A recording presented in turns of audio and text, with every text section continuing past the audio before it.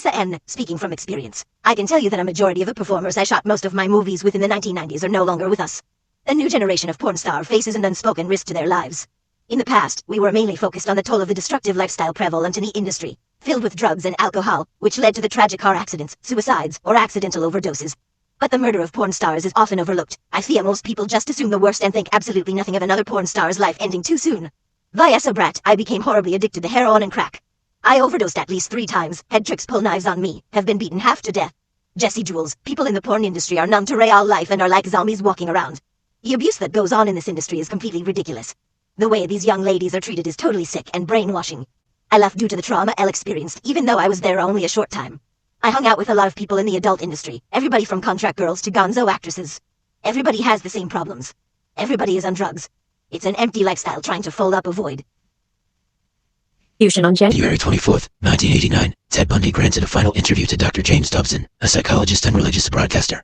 Bundy, an American serial killer, kidnapper, pedophile, rapist, sexual abuser, burglar, and necrophile, expressed in the interview that it was his exposure to pornography around 12 or 13 years of age that began his descent into perpetrating acts of sexual violence against women. Having spent more than a decade in prison, Bundy claimed to have grown remorseful and felt he owed it to society and the 30-plus women he murdered. To relate how his addiction to increasingly more violent pornography helped to pave a pathology for wanting to commit violence himself. A self-proclaimed expert on all sexually violent offenders, he claimed that of all the men he knew in prison, without exception, every one of them was deeply involved in pornography, deeply consumed by the addiction. The FBL's own study on serial homicide shows that the most common interest among serial killers is pornography. It's true. Once the brain has fully learned to associate the stimulus with a response, such as a video with an orgasm, significantly less dopamine will be released.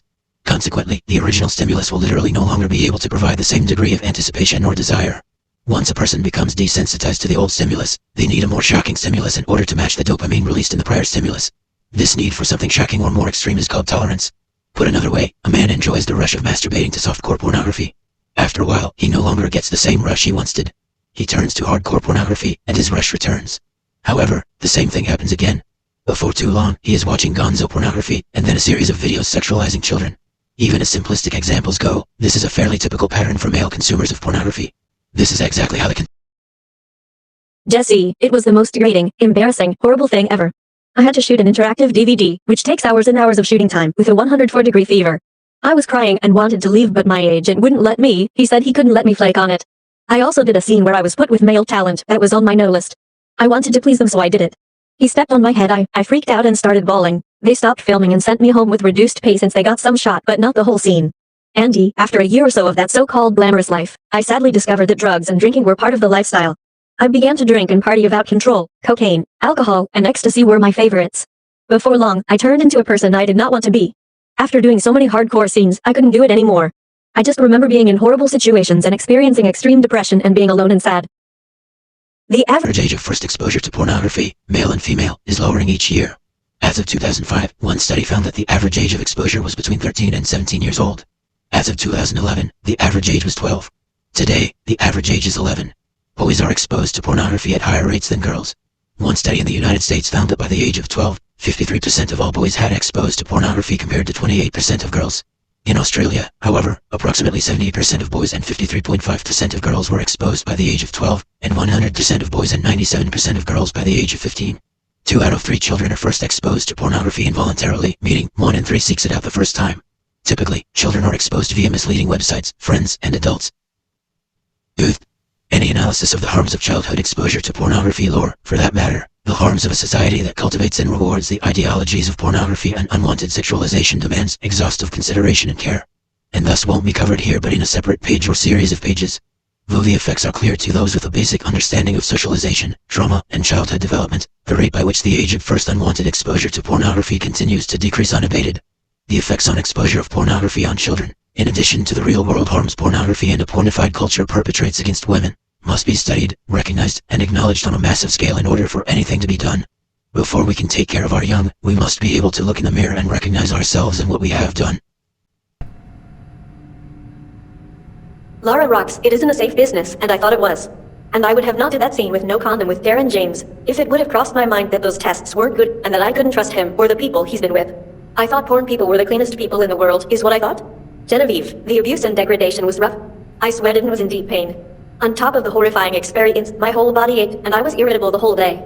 The director didn't really care how I felt. He only wanted to finish the video. Jenna, it was torture for 7 years. I was miserable, I was lonely, I eventually turned to drugs and alcohol and attempted suicide. I knew I wanted out, but I didn't know how to get out. Nisa, I hate life. I'm a mess. A disaster. I've attempted suicide many times. Jersey Jackson, guys punching you in the face. You have semen from many guys all over your face, in your eyes. You get ripped. Your insides can come out of you. It's never ending. Pornography makes up 30% of all data transferred across the entire internet. In other words, pornographic sites gets more visitors at any given moment than Netflix, Amazon, and Twitter combined. The global pornography industry is comprised of many sex-related businesses, including both legal and illegal physical and digital video sales, cable, pay-per-view, phone sex, exotic magazines, and novelty products. Altogether, the industry is estimated to profit around $97 billion annually. Of this total, approximately $13 billion comes from the United States, $3 billion of which is from internet pornography alone. Put another way, every second, $3,075.64 is spent on the pornography industry. One of the fastest growing global markets is child pornography. The UN estimates that the global child pornography industry alone profits upwards of $20 billion every year, $3 billion of which is related to the purchasing of pornographic photos. The National Center for Missing and Exploited Children estimates that 20% of all internet pornography is child pornography. Approximately 12% of all websites are pornographic, meaning that there are at least 4 million websites that contain pornography.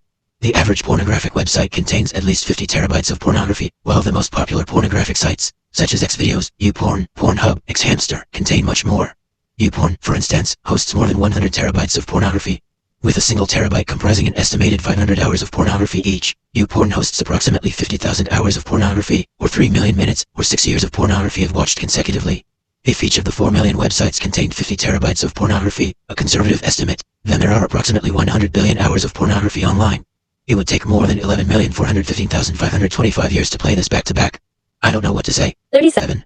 The average was aggregated from a list of 10 porn performers, women and men, over the course of 20 years by Reverend Daniel R. Jennings.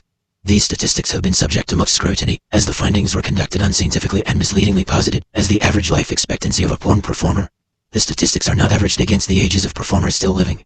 However, framed as the average age of death of porn performers, a majority of whom died via suicide, murder, disease, and drug and alcohol abuse, there is enough evidence to suggest that a career in pornography increases the likelihood of dying well below the average American age of 78 years old. In a comparable study on former Playboy models, all women, the Pink Cross Foundation found the average age of death to be 36 years old. For females, the average duration of a career in pornography is less than 6 months, and upwards of 30% of females leave the industry after shooting just one video. For males, the average duration of a career in pornography is around 5 years. Vanessa B., here is the pattern I have seen over and over again in my 7 years in this industry. Girl gets into porn, shoots regularly for about 6 months to a year doing relatively tame sex scenes. Work starts to slow down, so girl decides to do more hardcore scenes, things like anal, multiple men, etc. Work slows down again. Girl now starts escorting and becomes open to doing just about anything on camera to get work.